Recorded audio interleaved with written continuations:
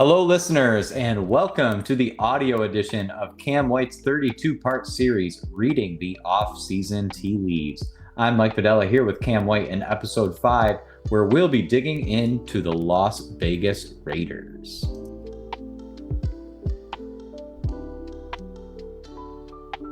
Welcome to Reading the Offseason Tea Leaves. Today we'll perform topography on the Las Vegas Raiders free agency moves, incoming rookies, coaching changes, and fantasy fortunes. Cam, we are here to talk Las Vegas Raiders. Tell me about their free agency moves this year. Yeah, so I think the biggest free agency move they made was getting Tyler Linderbaum. He was the top center available in free agency, and honestly, he's one of the top centers available in the NFL. The center is like the vocal mechanism across your line, calling out the coverage. He's the leader of the offensive line, and I just think that this team takes a big step forward in the trenches with him back there. We knew the offensive line and honestly the entire Raiders team last year was kind of a mess. So I think Linderbaum is going to be a massive improvement for the Raiders. Outside of Linderbaum, they ended up signing Jalen Nailor away from the Vikings. They gave him wide receiver money. I think it was like $8 million a year he signed for, or maybe it was 11. Either way, he's got wide receiver 3 money and the chance to lead this team in targets. We did see him have a strong season over in Minnesota last year. And I think that did enough for him to be able to go out and potentially lead a wide receiver room. He's going to be catching the ball from Kirk Cousins, who the Raiders acquired this offseason to kind of mentor their number 1 pick, Fernando Mendoza. And I think Cousins has enough of an arm to get Nailor the ball. But ultimately, he's going to be like the highest target potential he can have is the number 2 on this team because Brock Bowers is going to lead this team in targets, right, buddy? Absolutely. Brock Bowers should be the point of the spear for this Las Vegas Raiders offense, who didn't do much else in free agency on offense, but they did get a lot of guys on the defensive side of the ball. Obviously that's not super important for our dynasty purposes, so we maybe won't cover that today, but you can check that out. I'm sure we've got people talking Raiders ball all over the Optimus world. So if you want to talk Raiders defense and you want to talk Nakobe Dean or whoever it is, you can come talk to us. There's one free agency thing that we should address with the Tyler Linderbaum thing. Now, Tyler Linderbaum signs from the Ravens, where the Vegas Raiders had kind of made this, well, they had made a trade with the Ravens to trade Max Crosby there. And so the timeline that I remember it was that the trade goes through, the Raiders sign Tyler Linderbaum, and then the trade gets kind of reversed, basically. So I feel like this opened up a window for, this is kind of like tinfoil hat here, but I feel like this opened up a window for the Raiders to kind of like keep Crosby and sign the number 1 offensive lineman signing. And I don't think it's possible without that trade being pending at the time of the Linderbaum signing. Again, somebody in the YouTube comments come correct me, you lawyers out there, whoever knows their contract stuff, but I feel like that's kind of what happened. Regardless, that Max Crosby trade was kind of like the talk of the offseason after it had happened. It was kind of mind-blowing that he got traded. Everybody was fearing the Ravens, and then mind-blowing afterwards that it got reversed. We really don't see that too often. Also, we did mention Kirk Cousins. He was also a free agency signing. We should see him starting some games for this Raiders team this year. He signed a 2-year, $12 million contract. Obviously, they also drafted Mendoza 101, but Tom Brady has talked in the past and obviously is a benefactor himself of sitting on the bench for a little while to develop and learn the NFL speed and kind of like mechanisms of the NFL playbooks as well. So we really could see Cousins as a long-term starter if he can show that he deserves to hold that job. If he struggles, I think we see Mendoza eventually, which leads us into the incoming rookies segment of this tea leaf reading audio edition here. So Fernando Mendoza, the number 1 overall pick. This was a no-brainer. I love Mendoza. I think you love Mendoza even more. So tell me about Fernando Mendoza, Cam. Yeah, so I watched 100+ rookies this offseason, ranked over 100 rookies. And Fernando Mendoza, when I'm watching the QB class, I watched some of the other guys first. So I watched some Taylon Green, some Sawyer Robertson, just Diego Pavia, like guys that are really far down on their depth charts this offseason. And then I watched Fernando Mendoza, and it was such a palate cleanse. He has the leadership ability to like run a franchise essentially. When you look at his arm, he can make throws to all three levels of the field. He can throw it on a rope when needed. He's able to layer it over the opposing defense extremely well. He's mobile. He's maybe not the fastest guy, but he is able to get out of the pocket. He can throw from multiple arm angles. If he has a defender in his face, he's able to manipulate that defender a little bit and throw around him. I think that Mendoza is as good of a prospect as Caleb Williams. When you look at the teams that Mendoza's been on, if you look at those Cal teams, the guys that were on that team, like they got some hype. And I think he's kind of like this force multiplier because after he left and those guys went elsewhere, like nobody else really produced that was on that Cal team. A lot of those guys ended up getting drafted or signed as UDFAs this year. But when I look at that, I know we have like this theory that originally started with Mike Evans and Johnny Manziel, where Mike Evans made Johnny Manziel. Well, I think that there's a possibility that Fernando Mendoza made a lot of these other Cal players. And people are looking back on the seasons they had in Cal and are saying, like, okay, like there's something here that we can unlock. But really, I think it was just Fernando Mendoza just being a fantastic quarterback and leader amongst all of these guys he's around. And all we've heard this offseason is how much of a professional he is. I know there were some jokes made about, his LinkedIn and just, how he carries himself. He's talked about never having a girlfriend because he wouldn't have time. He spends all of his time doing football and having football activities worked into his life. So just like, he's falling down some of these draft boards now that we're in August. If you're having your rookie draft right now, I think, Mike, you told me you saw a draft where he went like 107. Just as like, I don't know, for me, if it's a super flex league, if I need QB, I'm taking him 101. I know a lot of people love Jeremiah Love. But like, it's if you're in Superflex, like Mendoza is going to be such a good prospect, and we're going to get into the coaching changes later, but he's in one of these systems that is going to be able to develop him. He's sitting behind Kirk Cousins. They have a fantastic relationship. So I just feel like everything is pointing in the right direction for Mendoza. Absolutely. I'm a big fan of Mendoza as well. Loved everything he did in Indiana and looking forward to see him play on Sundays as well. I think we're going to see him this year. They also brought in Mike Washington. This was kind of a disappointing landing spot for Washington, falling behind Ashton Jeanty now in the pecking order. We do know that Kubiak will split up carries. He did that in Seattle for sure between Walker and Charbonnet. And then even once Walker went down, we saw them split between Charbonnet and George Halani. So I think if you're willing to give George Halani carries, you're probably going to be willing to give Mike Washington some carries. This was one of the most athletic draft combines that we've ever seen from a running back. I think he was in the 99th percentile, ran a great 40 time. This is a big, strong player, just kind of an athletic freak of nature, but maybe not the most refined player at the position. But we will see. He'll have some time to kind of figure that out because he's not going to start right away behind Ashton Jeanty. What should dynasty managers do with Mike Washington? Yeah, I think Mike Washington, I mean, there's nobody else on this Raiders depth chart that's going to challenge him for the RB2 role. We know that, as you mentioned, there's going to probably be like two backs that are working in the offense here. Maybe Genty's getting like 60 to 70% of the carries, which leaves 30 to 40% back for Mike Washington. And I had a chance to interview him at the Senior Bowl.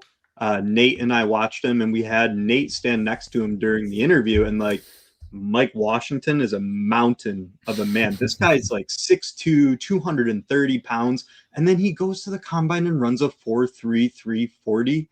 Like, it just unbelievable stuff from Mike Washington. He also has a 33-inch arm span. So I think, when we're talking about him developing as a blocker and having long arms, Even in like the receiving game, he talked to one of our homies, Ryan Parrish, that writes for Behind the Steel Curtain.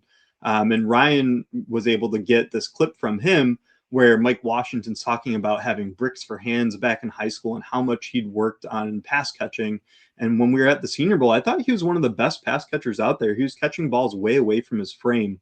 So I like the upside there. He's obviously a handcuff for Jeanty, but when we're looking at this rookie class and trying to figure out what we're doing, a lot of the running backs ended up behind a lead back.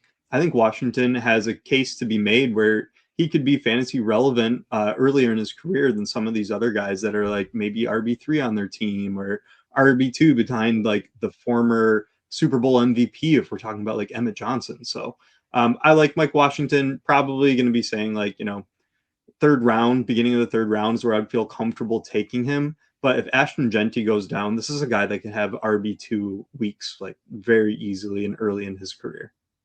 I would say this is like a guy you love on your taxi squad. Like if you can grab Mike Washington and replace, whatever seventh string wide receiver you've got sitting on the taxi squad from 3 years ago, this is like the type of player you want there because you probably are not starting him week to week right now. But if Ashton Jeanty goes down, you are immediately plugging him into your starting lineup. But he's not going to be clogging a roster spot for you being on that taxi. So definitely a really, really nice taxi squad candidate. Also a very fine handcuff back as well. We do think he'll be explosive. I'm a big believer in Klint Kubiak. Obviously, after winning the Super Bowl last year with the Seahawks and having a little bit of success with the Saints, I think that Mike Washington, if he does get forced into a lead role, Kubiak's going to know kind of what he excels at and call good plays for Washington. I think this is a nice handcuff, and especially in Dynasty, not a bad player to go after in like the mid-second to late second round. So anyways, we're going to be getting into the big coaching change here in Las Vegas. But first, we're going to have a word from our friends over at Optimus. Greetings, humans! Smokey Hell Nelson here with Optimus Fantasy. I am here today to illuminate your lives with the most powerful play-by-play analysis tool out there, part of OptimusFantasy.com's tools. I am certain that there is no limit to the information that you can get out of this. With player reports, you can fine-tune your searches by down, distance, field position, quarter, game script, formation, player result, play type, even temperature, wind, and I ran out of fingers, but venue. Ridiculous. You can even compare the player to the rest of his position group to see exactly where he fell in comparison on every metric. Now get your ass to OptimusFantasy.com right now and use their tools to make fools of your league mates. Welcome back to Reading the Offseason Tea Leaves. This is the audio-video version of Cam's 32-part series where he digs into every single NFL team and kind of looks into what's going on in the offseason here and tells a story of like, what is that going to mean for us in the future? So we are on to the coaching change for the Las Vegas Raiders. Cam, tell me all about Klint Kubiak. Yeah, so Klint Kubiak just is an offensive genius. We've seen him most recently with the Seattle Seahawks. Really, like, we had a lot of questions about the Seahawks team going into last year. People did not expect them to be a good team. And then we have just an absolute eruption from JSN. Zach Charbonnet is scoring 10 touchdowns inside the red zone. Kenneth Walker just looks like an absolute freak and then earns a monster contract with the Kansas City Chiefs after. So I think the things that we need to call out is that Kubiak is going to make a system that works for the players on his roster. He's not one of these guys that like has a box, and if you don't fit into that box, this offense is going to fall apart. He's really like an amoeba that can change, develop, adapt, and put guys into the situations that they're going to be able to thrive best in. So we should be really excited about the long-term potential of this Las Vegas Raiders team. Last year with Pete Carroll, Chip Kelly was there. That didn't seem like they really had a plan for what's going on. And as you listen to, I think Jeremy Chin, their safety, had an interview recently where he's talking about just like the night and day difference between like preparation and plans for training camp and just how this team is being run now that Kubiak's there. So I think this is going to be one of those teams that we're targeting for like a turnaround year. Maybe it's similarly to how like the Patriots turned around their team last year when Vrabel took over. I'm really excited about what Kubiak's going to be able to do. And now for his offensive coordinator, he actually brought him over from the Seattle Seahawks. We're talking about Andrew Janocko. Janocko and Klint Kubiak have been working together since their time in New Orleans together. And prior to that, Janocko was working with the Saints, Bears, and Vikings dating back to 2021 as a QB coach. So the offensive coordinator is a QB coach. We know that they drafted Fernando Mendoza 101. We saw Klint Kubiak turn Sam Darnold into just like an absolute beast for the Seattle Seahawks last year. Sure, maybe there's a little bit of Kevin O'Connell that kind of turned his career around, but it really was like a big question mark going into last year where we're talking about the Seattle offensive line being bad, Darnold turning back into a pumpkin, and like that just did not happen last year. So I'm really excited for what's going to happen on this offense. I think we're going to see a big year from Brock Bowers. I think we're going to see a big year from Ashton Jeanty. Whoever ends up winning the wide receiver one role on this team is probably going to have a nice fantasy season too. But really, we're looking forward. We're like thinking about what's going to happen in 2027. They're probably going to pick in some more. Like they need some wide receiver depth on this team, as far as I can tell. So we're probably going to see Mendoza paired up with a really high-end wide receiver next year. And I just feel like this team is like the arrow's pointing upwards, and we want to get on this ride before it's left the station. I'm totally with you there. I think the exciting thing too for Kubiak, we've seen him have success with kind of like this super versatile wide receiver one, and like then like the speedster. So in New Orleans, we saw that with Chris Olave and Rashid Shaheed. And then Kubiak comes over to Seattle in midseason. What do you know? They trade for Rashid Shaheed, and they have Jackson Smith and Jigba there. And now we're going to see Brock Bowers kind of filling out that versatile wide receiver one role. Obviously, we know he's the tight end position, but this guy is really a more versatile player than a typical tight end. And then I feel like he has got like 5 Rashid Shaheeds on this team between Jalen Nailor, Tre Tucker, Dante Thornton.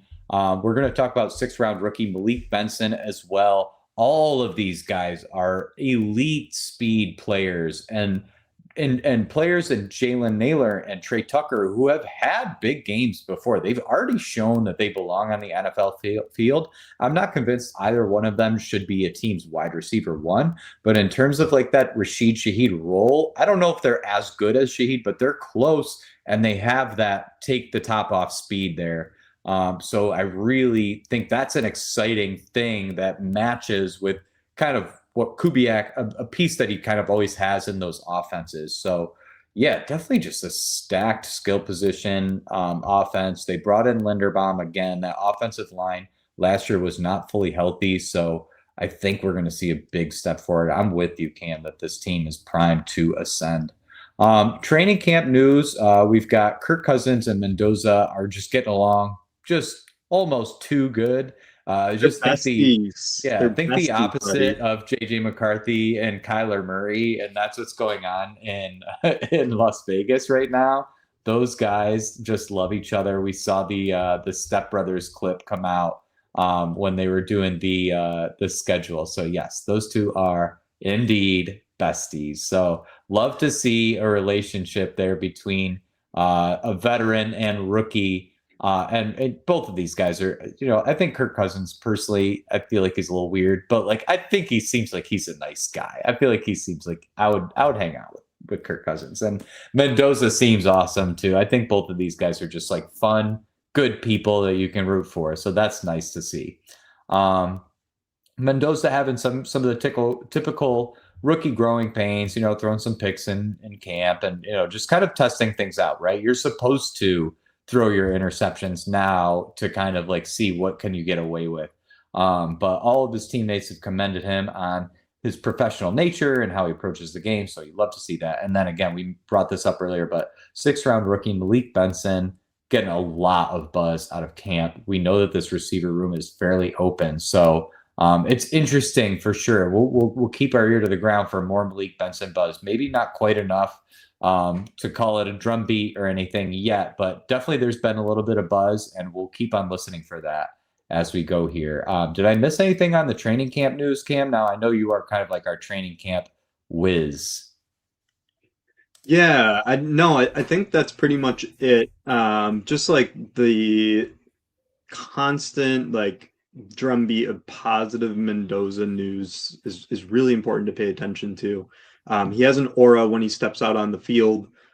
They showed him going into Allegiant Stadium for the first time, and the fans are cheering like they erupt as soon as he steps out there. Even one person is shouting out to him like "Welcome home," and like people are really excited for this kid. And it just seems like the moment's not too big for him. He's like not a self-absorbed human, like the perfect guy that you want leading a team, like I've said. So I'm just really gassed up about Mendoza. I'll take another chance to say I just love Fernando Mendoza too. He just seems like the coolest guy. He's awesome. We love this guy. That brothers photo shoot that him and Kirk Cousins did was just like freaking hilarious. And then, like, how even many like NFL players are going to be willing to do something that silly like that? That's what I love about these guys. These guys are awesome. Easy to root for Mendoza. Absolutely. Okay, it's the time you've all been waiting for. We're going to go over the fantasy fortunes of the Las Vegas Raiders. So, starting at quarterback. Now, Kirk Cousins, we're going to be looking at him as like a low-end QB2 or a QB3. We think he's got just a little bit of juice left, but not much to push the ball downfield necessarily. We think he make some good decisions and kind of run a don't lose the game type of an offense. And he's got plenty of weapons to work with as well. Now, there is that ambiguity of like, are we going to get a full season out of Cousins? And I'm kind of on the side of like Mendoza's just too good. I don't even think Cousins has to start playing bad. I think Mendoza's good enough where like he's going to be better than Cousins and the whole team's going to know it. And you're going to have to put Mendoza in to keep the locker room at a certain point in the season. I think that happens. So definitely being cautious with Cousins, but like, I'm seeing him traded for like a 4th-round pick in Dynasty, so feel free to take that risk. You know, if you need a quarterback in a super flex league, shoot that 4th-round pick over. That's fine. And you might just be throwing that 4th-round pick in the trash because you could see Cousins on the bench by week 6 or something like that. But again, it's a 4th-round pick. That's okay. That might have been Zach Evans. It's a guarantee of getting the starting quarterback in week 1 for a team. So, like, I don't know. They've already announced that Kirk Cousins is going to start. Mendoza had no problem with that. This has been the plan all along. And I know you asked me a little bit about some training camp highlights. Kirk Cousins' balls look great. Pause. Kirk Cousins is throwing some fantastic balls. That is great. Well, that's good to hear. We saw him kind of flash a little bit last year towards the end of the season, throwing to Kyle Pitts, winning me some fantasy leagues that day. That was beautiful. So hopefully he can win some people some fantasy matchups this year. I do not think he will be playing in week 17, but that would be, well, no, I'd be sad at that. But I want to see Mendoza this year. That would be fun. So moving on to Mendoza. Now, already you called him the 101 in your rookie drafts. Is he a 1st-round pick in a Superflex startup draft? I would say that I feel like he has the potential to get there. But I mean, we've done a few startup drafts together this offseason, and we're seeing him go like he was going like the back end of round 5 for a little bit. He's snuck up into round 4, which is typically where we see the top QBs in a class go. They're usually going at like, Caleb Williams was gassed up like insanely, and I think he was going round 2, but Cam Ward, Bryce Young, CJ Stroud, like they were all typically going in round 4 of dynasty startups. And I wouldn't be surprised if Mendoza ends up there at some point. I wouldn't have a problem taking him at the start of round 4. If you take him earlier, like you're pretty much going to be mailing it in this year. Like you're passing up some guys that are going to get you a lot of fantasy points early in 2026. So just know that if you are going to build a young roster, which is really fun to do, it's fun to tank with the idea that you're tanking and you're only taking young guys. But if we're just like we're in a vacuum and you're just trying to figure out where you're going to take him, and we don't know the direction you're headed. I think, yeah, like the end of the third round, start of the fourth is right where I'm pulling the trigger on Mendoza. Absolutely, yeah. And I have seen him sneak up even a little bit earlier in some drafts before as well. So I think I've seen him in like the mid third in a dynasty superflex startup before. Might have been me that took him there. Anyway, so that sums up our quarterbacks. We're gonna have Brock Bowers here as our obviously like tight end one, dynasty tight end one. Is there even a conversation between him and McBride for overall dynasty tight end one, or is it just easily Bowers? You feel like if we're like taking health out of the equation, I know Bowers has had some health concerns, but if we take that out of the equation, like he is an animal. He's just as good as Trey McBride, and he's younger. So for me, yeah, he's easy to be the tight end one. Yeah, it's tough to project out injuries, so I typically do not do that unless a player's had like a ton of the same injuries where I start to kind of like, okay, you know, this player, I'm expecting him to pull his hammy this year because he's done it every year, kind of a thing. So Bowers, yeah, obviously dynasty tight end one overall, definitely worth an early pick in your startup drafts. If you're able to trade for him, anything remotely reasonable, I say go for it. Just going to be probably like a Hall of Fame level player one day. Ashton Jeanty, another fantastic player, probably will make his way into the College Football Hall of Fame after that season he had 2 years ago. I'm thinking this is going to be a massive breakout year for Ashton Jeanty after he struggled a bit last year. Now, if you remember last year, Cam, there's a graphic going around like week 4 or 5. Jeanty had like 335 yards, and he had 335 yards after contact. Like, in other words, literally every single yard this man earned, he was touched in the backfield or at the line of scrimmage. Like, there's never a time where he could get past the line of scrimmage without being contacted. So that's insane to me. I think Jeanty's going to break out. What do you think here? Yeah, I think so too. I think this offense is going to be a lot better. We already talked about the offensive line improving. A new head coach that like actually has a system and a plan. I love Jeanty. Loved his college tape. There's a guy I really liked in this draft class, Jamari Taylor, who I saw like these similarities of like they're not the biggest guy, but they can just run through tackles and like not lose any speed and have the stamina to go the distance after. And like Jeanty's just like he's a phenomenal pass catcher as well. I love Ashton Jeanty. I just pulled up my rankings here, and he is my RB5 right now. It goes Bijan Robinson, Jahmyr Gibbs, Devon Achane, Jonathan Taylor, and then we have Ashton Jeanty. So he's a top 5 RB for me in Dynasty. Where do you think I have Ashton Jeanty in Dynasty rankings? I bet you have him 3. I bet you got him at RB3. Yep. I knew it. Yep. I knew it. Yep. You know, I like those young guys. So there's my Ashton Jeanty at number 3 Dynasty ranking there. You can go check out all of our Dynasty rankings at the Optimus website. So go check that out. While you're at it, go ahead and comment, like, subscribe on the YouTube page. That helps us out so much. So we really appreciate that. Rounding out some of these lesser assets for Dynasty, the backup running back, we talked about Mike Washington, the exciting rookie, maybe a backup or a handcuff that you want to stash. Like we said, great taxi squad implications there for Mike Washington. And if Jeanty were to miss time, we think that Washington will produce and be a startable asset for you.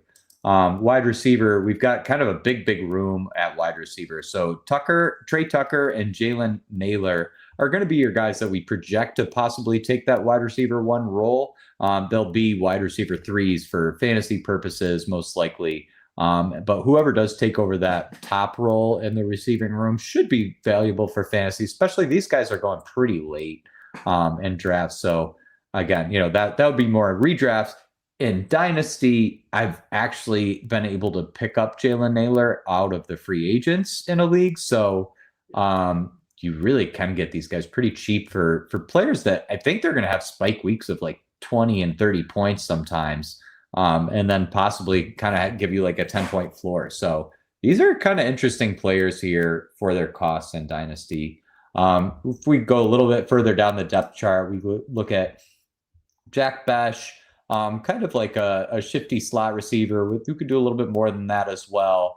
I'm not really seeing a world where Jack Bech gets involved here. I see these other players on the roster. Camp, tell me if I'm wrong here. So like I'm looking at Tucker and Nayland and Thornton and Benson, and I just feel like they all have something to them that's like really special. And I feel like Jack Bech is a little bit more like he's a really well-rounded player, but not necessarily like I think that these other four receivers have like game-breaking aspects to their game, where Bech is not so much that. I really like Jack Bech personally. I was high on him last year. He's really did well at the Senior Bowl. And then like it's so tough to get a read on any of these players that were coming into the Raiders system last year. I mean, he was a rookie last year and just is so dysfunctional. When he was on the field, he looked really good. I did watch his film. It's after you get past Tre Tucker and Nailor, who we think are going to be the wide receiver 1 and wide receiver 2, like, do you really want the wide receiver 3 on this offense? I think Bech has the highest upside of these guys. I think Thornton is just kind of like a one-trick pony. I didn't really care too much for him coming out. I kind of feel similarly about Malik Benson, but I think he's better than Dante Thornton. They're going to take a wide receiver early in next year's draft, and I think that just pushes all these guys down a bit. So like for Dynasty, if anybody spikes, like I would probably sell them, and that goes for Nailor and Tre Tucker too. Like if you can flip them for seconds, I would flip them pretty easily because this team's going to get better. They're going to find other guys that want to come in and catch the ball from Mendoza. So yeah, that's kind of where I stand on these, like, wide receiver 3, 4, 5, 6 on this offense. I'm 100% with you on selling these assets once they start to ascend. And in terms of all the wide receivers on this Raiders team, I would expect Tucker or Nailor, one of their two value is going to increase. I would certainly expect that to happen. And that is a great time to sell. Selling your assets mid-season is probably the best time to do it. You're able to get the most for it. You know what teams are looking to contend and looking for a player to start right then and there. So on Jack Bech, Cam, by any chance, do you know what 40 time he ran? Do you have it pulled up, or are we both going to pulled up? I have it pulled up. Okay. I bet he ran 4.54. Oh, legendary guess. He ran a 4.55 40. Ooh, that was close. That's good. Plenty good to be a wide receiver in the NFL. Way slower than Dante Thornton, though. So obviously we know that means Dante Thornton above Jack Bech in the depth chart. He is faster. Okay, so one guy we have not brought up yet, but definitely is worth mentioning, and maybe the only tight end handcuff I've ever witnessed in history, but Michael Mayer was a top prospect in the NFL draft when he came in, kind of sought after as one of these tight ends that like people were looking multiple years out for Michael Mayer to hit the NFL. Obviously very disappointing start to his career, but we know that he's a good player. Like he's gone out there and he's balled out. And especially for a player that gets brought in as this high sought after prospect, and then they go and draft Brock Bowers, who's like a legendary prospect. And Michael Mayer's been a pretty good sport about the whole thing. You don't really see him mouthing off in the media or anything. And he has just played football through all of it. We see him as a guy who's going to be a free agent next year. A guy that you can maybe go out and get for very cheap in Dynasty. Hold on to him for 1 year, and he could become the tight end 1 for another offense. What do you think, Cam? Do you agree? I love that take. Yeah, I mean, Mayer was like a back-end first-round pick, beginning of the second round, and rookie drafts when he came out. And then just Brock Bowers got selected and just tossed a gigantic bucket of ice water on that. So I think if you're able to get him for like a 4th round pick or something, because people are like, he's just clogging my roster, and you can hold on to him for a year to see what happens, I think that's a great move. I advocated for this with like Malik Willis last year. Another guy this year that I want to call out is Mac Jones is going to be in a similar situation where he's on the last year of his deal. And, look and see if you can grab them in the middle of the season. If you're unable to swing a trade for them, a team might cut him, or he might just be sitting in free agents and nobody's really into him. And then like week 8, week 9 rolls around, like add him with the idea that you're going to see what happens in January of the following year, what team's going to want, or sorry, not January, February of the following year, and see which team he's going to end up on. And then like, if you end up having to cut him in the offseason, like you cut him. If not, maybe he pulls into like the tight end 1, high end tight end 2 situation. It just depends on where he goes. Yep. And the Raiders could also trade him midseason. You really never know. A lot of these players whose contracts are going to expire as kind of your last chance as a team to like get something for it, right? That's what you hear a lot of times. So yep. I don't anticipate that. I think they're going to want to use Michael Mayer, and there is the possibility of that disappointing like extension or re-sign, but definitely not costing you very much. So certainly worth taking a shot on Michael Mayer out there as like a long time like kind of hold and see what happens thing. That just about wraps up the Las Vegas Raiders episode. Only 35 minutes in here. We're trying to keep them short for you, but we just can't stop talking ball, you guys. And we know you love us for it. So go down there, hit that like to show us you're still here. Shoot us a comment. We love talking to you guys. We love talking ball for you guys and trying to help you out with your fantasy teams and give you a better picture of what the NFL is going to look like this season. Obviously, we cannot wrap up the show without our side bet. So for this one, we're going to say, when is Fernando Mendoza going to start his first game? I've just kind of cut the season in half. We're looking at week 9. We've already talked about this one, Cam. I say Mendoza hits the field pre-week 9. You said after week 9. Why don't you tell him, Cam, what do we have at stake for this bet? At stake for this bet, the loser must climb a mountain of their choice.